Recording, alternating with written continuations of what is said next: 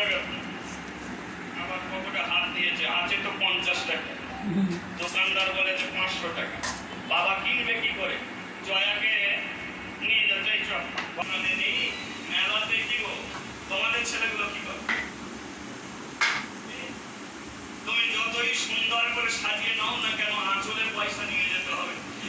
আর যদি পয়সা না নিয়ে যাও, মেলায় গিয়ে এমন একটা জিনিস ধরবে, কিনে না দিলে তোমার কাপড় খুলে দেবে।